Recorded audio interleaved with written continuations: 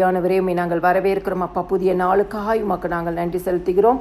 2 நாளாகவும் 32வது அதிகாரம். அவன் கர்த்தரை நோக்கி ஜெபம் பண்ணும்போது அவர் அவனுக்கு வாக்குத்தத்தம் பண்ணி அவனுக்கு ஒரு அற்புதத்தை கட்டளையிட்டார். கிறிஸ்துக்குள் பிரியமானவர்களே, அந்நாட்களில் எசேக்கியா வியாதிப்பட்டு மரணத்துக்கு ஏதுவாயிருந்தானாம். அப்பொழுது அவனுடைய சூழ்நிலையை கண்டு அவன் முறுமுறுக்கவில்லை. அவனுடைய சூழ்நிலையை கண்டு அவன் அவிசுவாசமான வார்த்தைகளை சொல்லவில்லை. அவனுடைய சூழ்நிலையை கண்டு அவன் சோர்ந்து போயிருக்கவில்லை.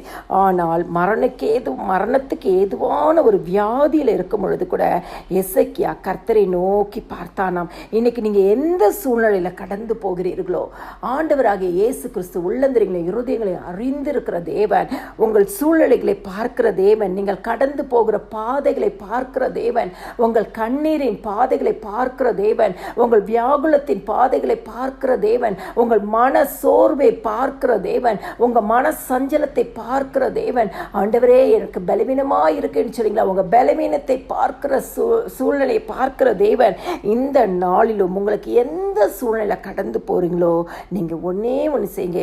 எசேக்கியா ஆண்டவரை நோக்கி பார்த்தது போல கர்த்தரை நோக்கி பாருங்க. அப்பொழுது அவர் உங்களுக்கு ஒரு வாக்குத்தத்தம் பண்ணி அந்த வாக்குத்தத்தத்தை உங்களுக்கு என்ன பண்ணுவார்? அற்புதம் செய்யும்படியாய் கட்டளையிடுவார். கிறிஸ்துவுக்குள் பிரியமானவர்களே, ஆண்டவர் வாக்கை கொடுத்து அற்புதத்தை செய்கிற தேவன். எசேக்கியாவுக்கு செய்த தேவன் நேற்றும் இன்றும் என்றும் மாறாத நம்முடைய இயேசு கிறிஸ்து.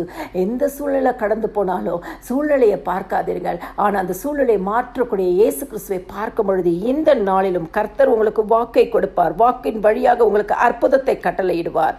எல்லா துதியும் கனமும் மகிமையும் ஸ்தோத்திரமும் என் ஆண்டவராகிய இயேசு கிறிஸ்து ஒருவருக்கே செலுத்துகிறேன். ஆமேன்.